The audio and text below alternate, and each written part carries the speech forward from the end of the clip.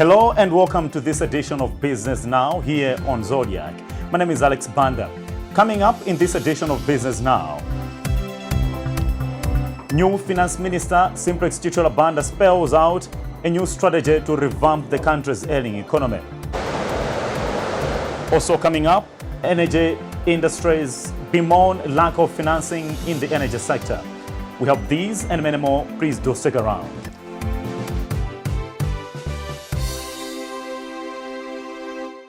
Now, let's get down to business. The new Finance and Economic Planning Minister, Simplex titular Banda, has spelled out his new strategy to revamp the country's ailing economy. He calls this the 4 Fs, which include the fertilizer, forex, fuel, and of course, food availability. Now, Titular says that apart from finding solutions to these 4 key areas, he also wants to tighten government's expenditure through government expenditure controls. Let's have Titular on this matter. You need to note that wherever I go, I don't just go empty-handed. I always develop a roadmap. So in trade, I developed a roadmap for 4 KPIs. In the Ministry of Finance, I'm currently developing a strategy that is going to address the 4 Fs. The 4 Fs that are crippling our economy now are forex, fuel, food, and fertilizer. These are the issues. If we address them now, then we can be able to stabilize our economy. Let me also say that much as this job is more challenging, I like taking challenging jobs. So I'm already hitting the ground running by discussing with DPs for us to do the debt restructuring and debt management. Then we are now trying also to diversify economic activities for us to make sure that we maximize our economy and making sure that we stabilize. One of which is also what I want the MRI here to explore on carbon trading. How can we collect tax from green fields and carbon financing projects? So I am at Ministry of Finance to do quite a number of reforms, including structural reforms. We want to do things differently, and we want to instill hope in Malawians that Malawi can be able to collect enough revenue that can be able to support and finance essential services in this country. Now, that's Chichora. On Tuesday, he was at the Malawi Revenue Authority headquarters in Banda, where he challenged the tax collecting body to triple its revenue collection target. People should know that there is potential here, that we can collect more than what we are doing.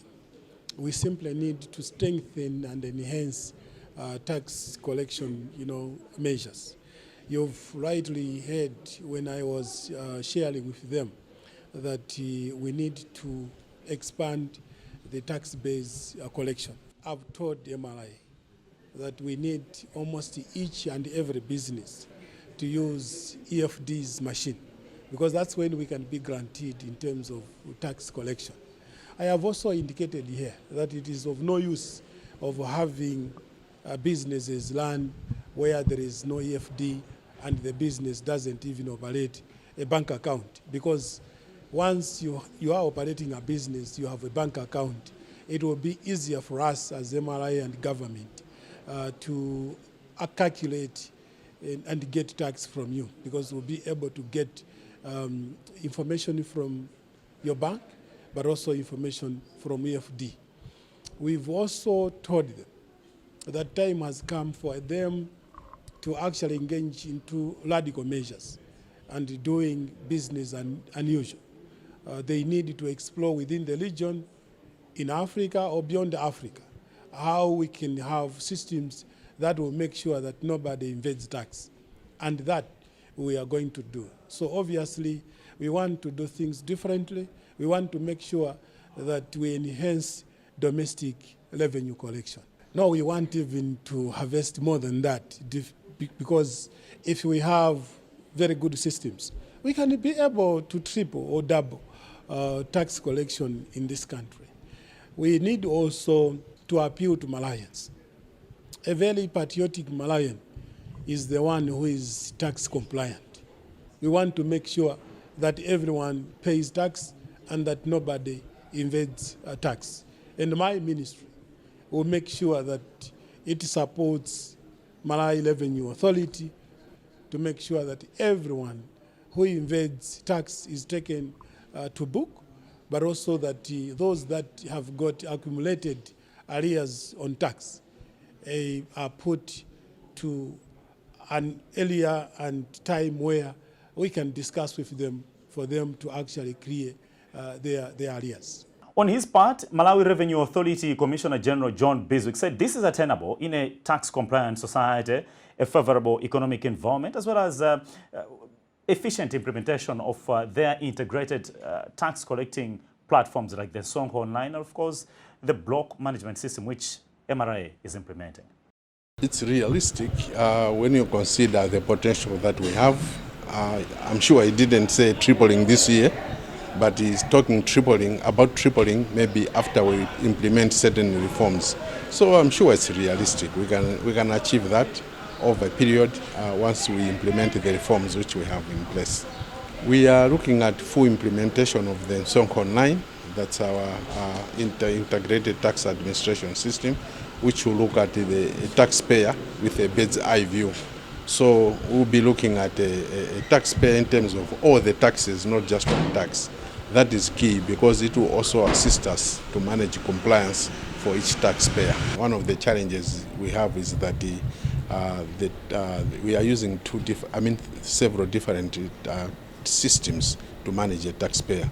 So, and these systems are not talking to each other. So once we deal with that, I think that's something that we'll be dealing with. But in general, the perception where people don't want to be tax compliant, as we are aware, in most countries, people actually rush to be tax compliant. But here in Malawi, it's a different situation altogether. Tax is an output from the business activities in the economy. So because the economy is not performing all that well, you find that generally there's been lower taxes. But as you are aware, sometimes some sectors may be underperforming, but others are doing well. I think recently I was at a Bankers Association dinner. I mentioned about how much they are collecting, and I think he received in public a check from Ilovo, and you saw how much they paid. So you can see some sectors are doing fine: financial services, banking industry, and the Ilovo obviously. So they are doing fine. So some are doing extremely well, but others obviously are struggling.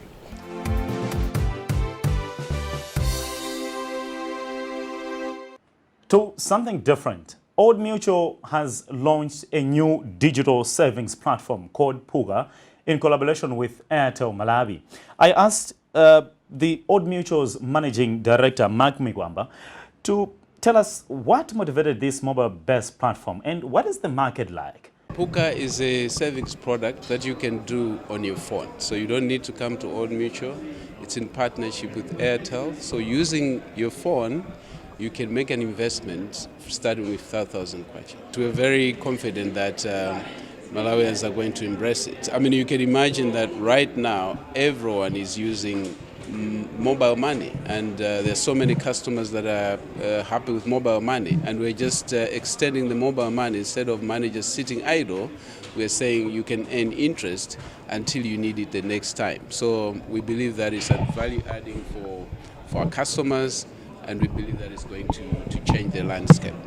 So if you invest in Puga digital savings using your mobile phone, you can invest any amount from 5,000. So the limit is how much money you have in your wallet. There's no time limit to investment, so you can get your money anytime that you want it. You can top up any amount that you wanted for any period of time. So someone can invest for a month, others can invest for 5 months, others can invest for a year or so. It's so flexible, and you can get it by just using your phone. You don't need to call us, you don't need to call anyone, you just do it on your phone.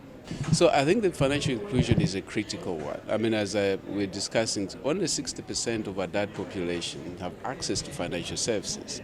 Now, as Old Mutual, we want to participate in this financial inclusion, and you realize that most people have got mobile phones, and therefore by bringing this product, in their mobile phone, we believe that we are bringing them into the financial sector. And it starts from there. Then they can access other financial products in the future. Virginia Jerry is Airtel Malawi's acting managing director. We asked her, how seamless is this platform? We've been having this demand from our customers that currently we do not have rigid savings platform that are convenient to our customers that can be found on mobile money. So we have partnered with Old Mutual to provide this saving platform to our customers, which is very convenient and it's also very innovative. So we continue to intensify our communications on fraud through SMS broadcast, and we are also working hand in hand with Malawi Police. I think you might have seen some cases that we have resolved through Malawi Police, and we also continue to strengthen our system controls to make sure that there is no any leakage. We don't have a specific period when we can now go live on my Airtel app, but be assured that that is going to happen very soon.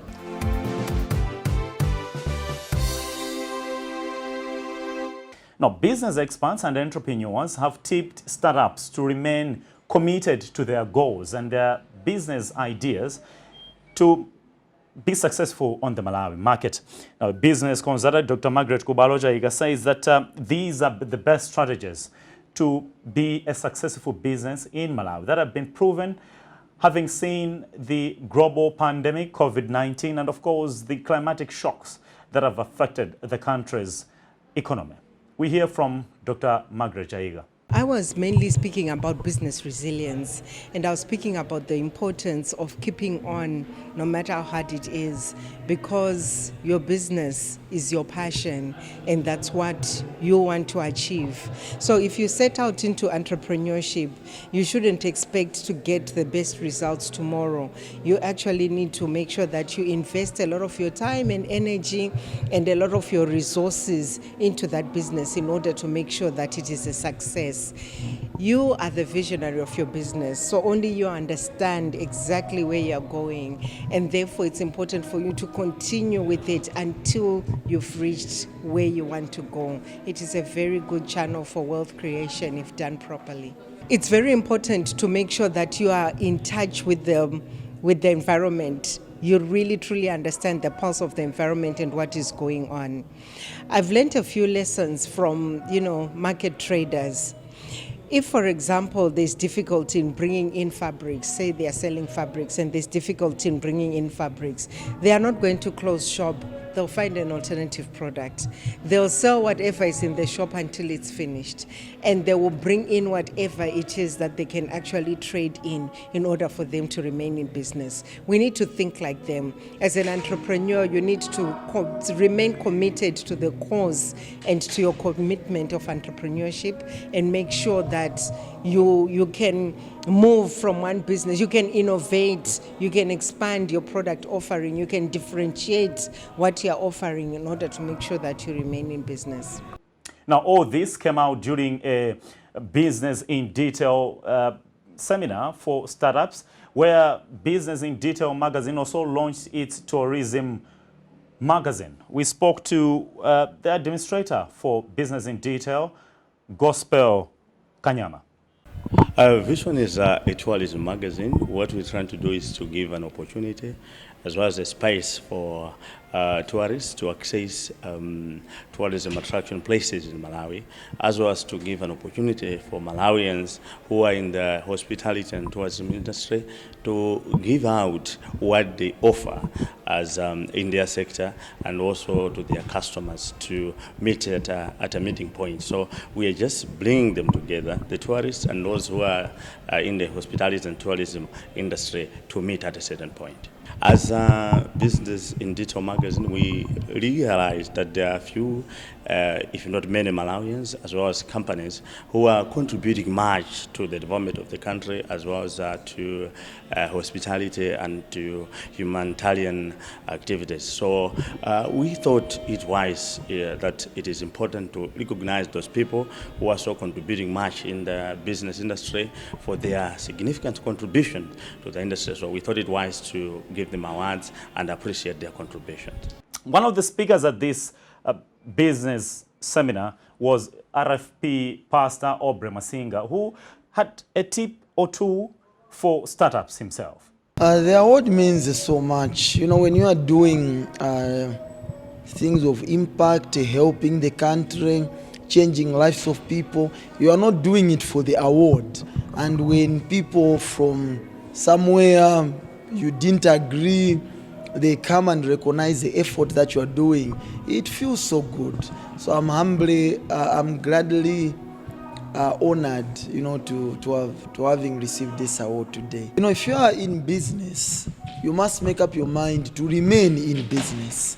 So it's not a matter of entering, anyone can enter, but it's a staying in that matters. And if you are to stay in, you must be able to adapt or change as the environment is changing. And the environment does not, you know, stop changing. There's always one thing today, another thing tomorrow. So you must be, number one, resilient. Forces will come, winds will come, storms will come, but you stand your ground and you say, my business will still succeed, I will still make profits, I will still go forward. Whatever you are doing may not only be business, whatever endeavor you are doing. If you are doing, you know, you are investing in your academics, it's the same. You must be able to make up your mind and say, this is what I want to do. If you are in the home, it's the same. So in as much as the principle, we used it to refer to businesses, but the same principles play the same everywhere. You must be resilient in these challenging and ever-changing times.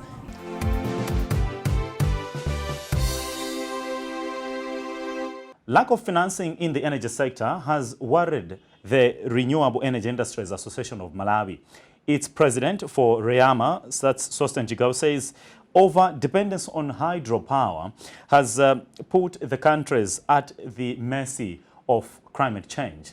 He is suggesting that government takes up the available financing sources that are out there to tap into that funding to diversify the country's energy sector. Let's hear from Chigalu. When you meet big investors, they say it is Malawi that is a problem to receive the investments. They say they have got billions of dollars to invest in Malawi in the energy sector. Players in the energy sector in Malawi, they complain that the funds are not coming in to invest in the energy sector.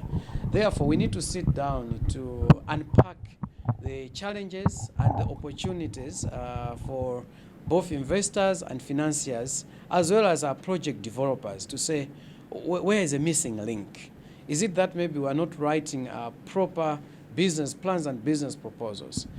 Is it that maybe the financiers or indeed the investors, they see the market as risky?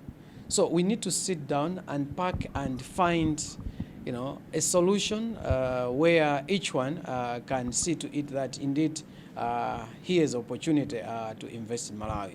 But all in all, Malawi is actually a high opportunity area to invest in the renewable energy sector. We are talking of less than 20% of the population connected or have access to electricity. It means the 80% is a market that anyone else can tap in. So let's bring in the resources, let's put up innovative business plans, mitigate any investment risks, and bring in the finances to catapult our energy sector. Now, as you have heard from Chigalu, they are going to have a lecture conference in Mangochi soon, where they will discuss these issues and find other ways where the country needs to invest in renewable energy. Now, speaking the same language is the electricity generation company of Malawi, Ejenko, which sponsored this conference with 3 million kwacha. And Ejenko's acting chief executive officer, Dr. Maxon Chirao, said that they have already secured 30 billion kwacha, 15 for the expansion of Wolve in the north, as well as another 15 for the setting up of a solar power plant at Nanjoka in Salima. Let's hear this and other reforms that the energy sector is doing, specifically Ejenko. Basically, as Ejenko, we are looking at a number of projects. First one, as I mentioned, we are expanding the Wolve power plant in the north, which is currently 4.5 megawatts. We want to increase generation there to 9 megawatts, so add another 4.5 megawatts. We will expand our intake and bring more water to the powerhouse and put new turbines there so that we're able to generate more energy for that power plant, from that power plant. We're also looking at putting a solar power plant in Salima at Nanjoka. That one, we've done feasibility studies. We have a contractor, and very soon we'll announce the date for launching that project. We'll be launching it, I think, maybe next month. We'll launch that project. So therefore, we should have more energy from solar added to the grid from our solar project. We are also looking at the battery-based energy system, in short, which is quite base. That one, we want to utilize our energy because basically in the night, every night, almost from 8:30, 9 o'clock to around 3 a.m., we switch off some generators because demand is low. People are sleeping, not using the energy. Yet our turbines are running, so we are switching them off because nobody is using the energy.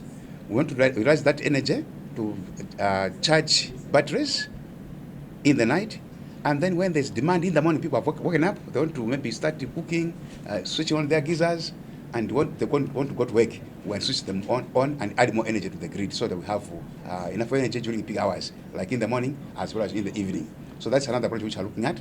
And our technical team is working on the ground to ensure that we have good specifications and put up that facility in our power plants along the Shira River because we want to be closer to the generators. Fourthly, we're looking also at other projects which we are exploring in the north. At Kulumbasi River, a team will be going there on the 30th of October.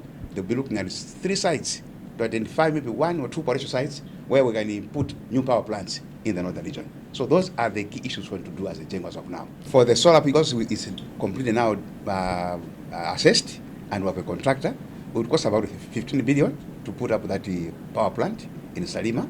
For the others, we are still doing the technical feasibility studies, so we'll be able to cost them later on and give actual costs.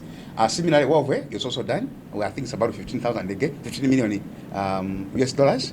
So we also need that kind of money to expand Huawei. But for the other 3 which I've mentioned, they require us to do the assessment and also come up with the cost. As a company, we are looking at diversifying our energy source. As we have heard in the speech, we have now signed an MOU, a framework with the Geothermal Development Company of Kenya, GDC. We want them to come and help us to explore the potential of using geothermal because we have a number of hot springs in Malawi. We have about 66 sites in Malawi of hot springs, but not all of them have the potential. So look at those which have potential. For example, at Chiweta, we have a good hot spring, which water comes from the ground at 6 degrees. We have another one at Kasitu, and another one at Nkorawora Boma. So we're looking at all those to explore if they can give us energy from geothermal and add it to the grid. So that's one area. And the other is we're looking at solar, potential solar. At Salima, we'll put a 10 megawatt plant. That will be done modularly. We'll have a 10 megawatt as an initial, then we'll be adding, it will reach up to 50 megawatts solar power plant. And we'll be adding a battery based also that side. So we'll have the solar PV as well as batteries, so we are able to have a smooth flow of energy into the grid. Apart from that, we're adding more hydros from the Shire, now looking at Bua River in Central and Kulumbasi River, so that will come from hydro. So we're diversifying in that manner as a company. Now, on that note, we've come to the very end of this edition of Business Now, here on Zodiac.